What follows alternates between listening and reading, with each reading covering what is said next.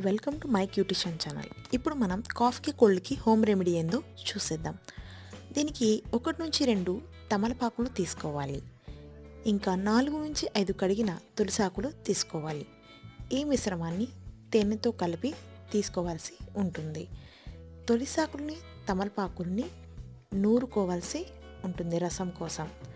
ఈ రసాన్ని ఒక బట్టలో పిండుకోవాలి. ఒక బట్ట సహాయంతో ఆ మిశ్రమాన్ని పిండుకోవాల్సి ఉంటుంది. 5 నుంచి 20 చుక్కలు మన వయసుకు తగినట్టుగా తేనెతో కలిపి తీసుకుంటే జలుబు దగ్గు తగ్గిపోతుంది. మరిన్ని వీడియోల కోసం మా ఛానల్ని సబ్స్క్రైబ్ చేసుకోండి.